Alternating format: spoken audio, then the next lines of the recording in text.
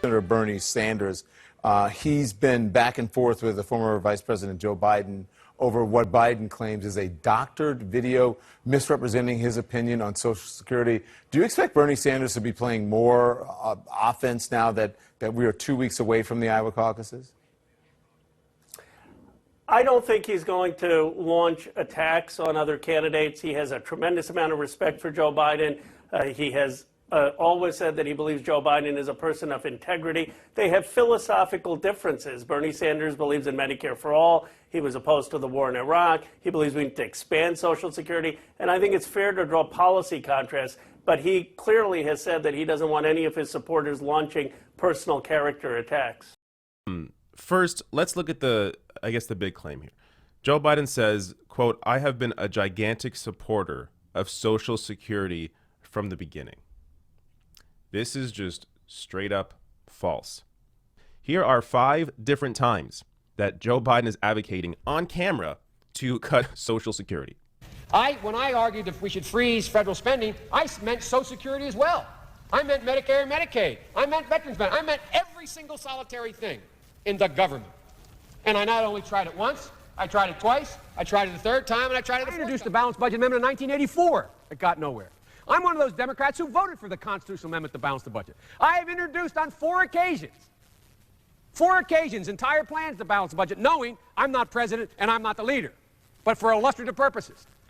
I tried with Senator Grassley back in the 80s to freeze all government spending, including Social Security, including everything. Ladies and gentlemen, the American people know we have to fix Social Security. They know we can't grow our way to a solution. They know we're going to have to make some tough decisions. They're ready to make these decisions. They're ready to step up.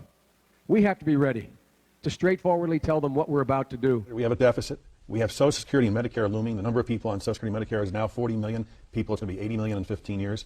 Would you consider looking at those programs, age of eligibility, Absolutely. cost of living, put it all on the table? The answer is absolutely, you have to. I mean, it's one of the things that my, the political advisors say to me is, whoa, don't touch that third. Look, the American people aren't stupid. It's a real simple proposition. We have to do, you and I were talking about Bob Dole earlier. I was one of 5 people, I was the junior guy, in the meeting with Bob Dole, George Mitchell, when we put Social Security in the right path for 60 years. I'll never forget what Bob Dole said. After we reached an agreement about gradually raising the retirement age, et cetera, he said, look, here's the deal. We all put our foot in the boat one at a time. And he kidded me. He stepped like he was stepping into a boat. And we all make the following deal.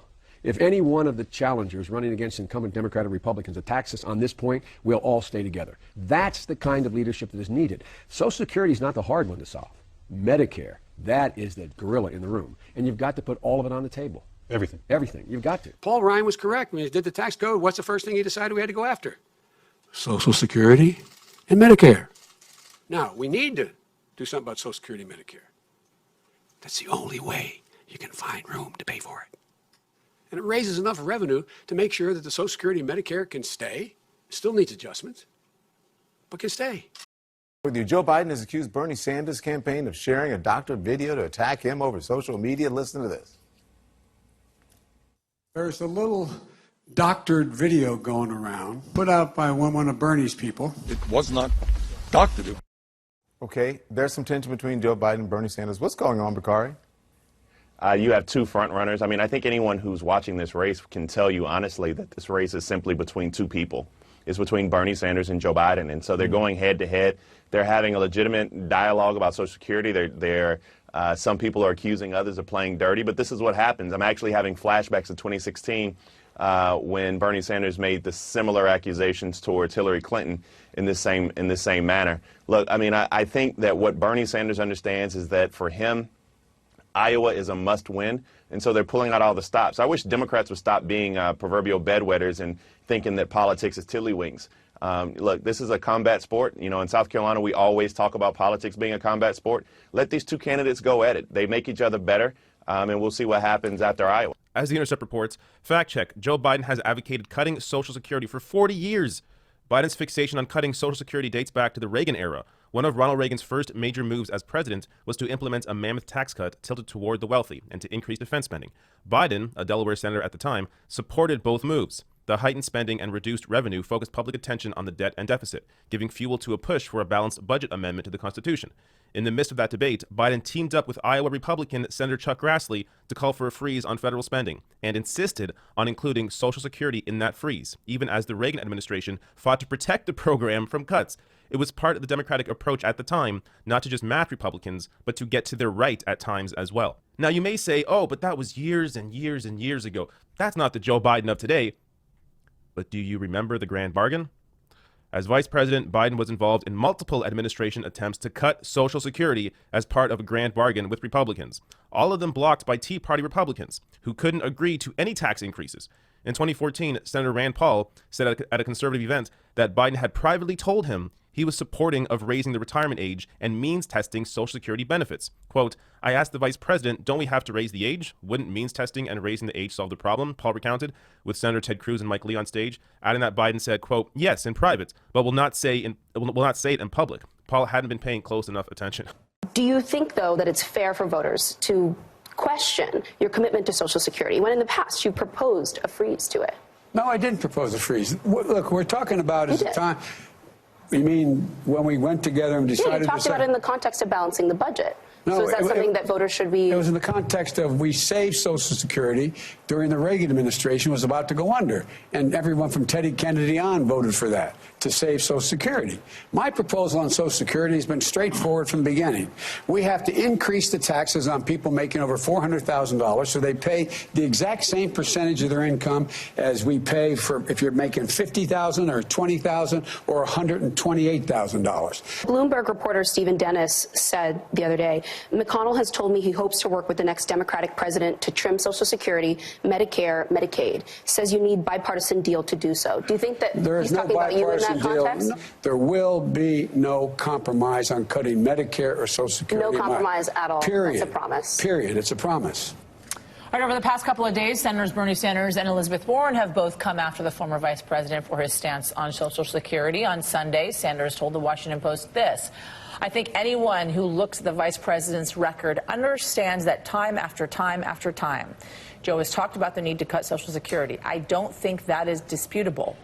And Warren echoed Sanders also on Sunday, telling Politico this: as a senator, Joe Biden had a very different position on Social Security. And I think everyone's record on Social Security are important in this election. In a scathing column for the New York Times entitled Biden, Sanders, and Social Security and Smears, Paul Krugman writes that lying about a rival is bad, even if you don't like his past positions. He writes in part, while the news media has been focused on the spat between Elizabeth Warren and Bernie Sanders, something much more serious has been taking place between the Sanders campaign and Joe Biden. Not to sugarcoat it, the Sanders campaign has flat out lied about things Biden said in 2018 about Social Security. And it has refused to admit the falsehood. This is bad. It is indeed almost Trumpian. The last thing we need is another president who demonizes and lies about anyone who disagrees with him and can't admit ever being wrong.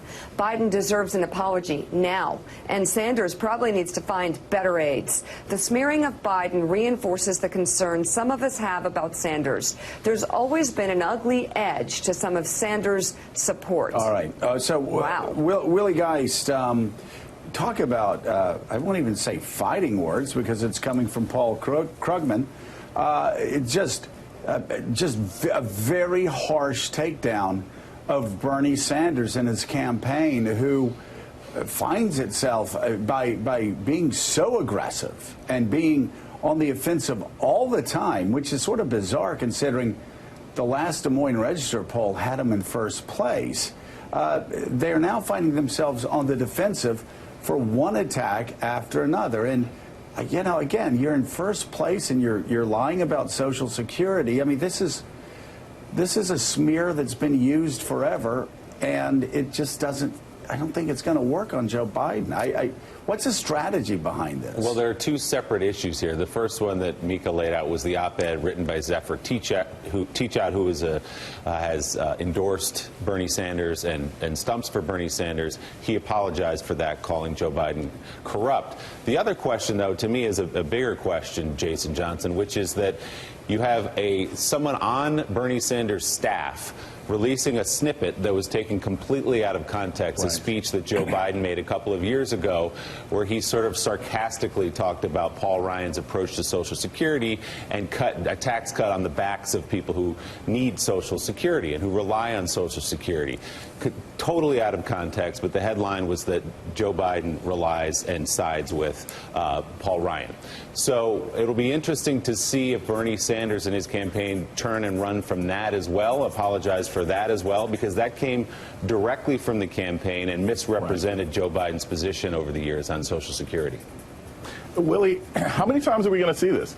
How many times are we going to see surrogates and spokespersons and advocates for Bernie Sanders say something that is out of pocket or wrong or a lie, and then Bernie Sanders waits until he gets in trouble and then tepidly apologizes for it? This is absolutely Trumpian. This is a step away from Kellyanne Conway saying alternative facts. And the largest issue to think about is this. If Bernie Sanders actually considers himself to be a front runner, if he thinks that he actually can win this nomination, how is he going to stitch this party back together when he engages in these kinds of scorched earth campaign tactics? If you want to say that the other candidates he's running against are neoliberals and they don't care enough about health care, that's fine. But accusing people of lying, accusing people of policy positions that they never took, and then never apologizing for it until you get busted, that's not how you become the front runner, and certainly not how you build a successful campaign for 2020. We're at the top of the... In fact, let's go to this video. This is from January of 1995, where he brags about wanting to cut government programs. When I introduced the budget freeze years ago, the liberals in my party said, it's an awful thing you're doing, Joe. You are all the programs we care about. You're freezing them. Money for the blind, the disabled, education, and so on. And my argument then is one I make now, which is the strongest, most compelling reason to be for this amendment or an amendment. And that is that if we don't do that, all the things I care most about are going to be gone. I mean, whatever happened to that old conservative discipline about paying for what you spend? I'm up for re-election this year, and I'm going to remind everybody what I did at home, which is going to cost me politically. When I argued that we should freeze federal spending, I meant Social Security as well. I meant Medicare and Medicaid. I meant veterans benefits. I meant every single solitary thing in the government.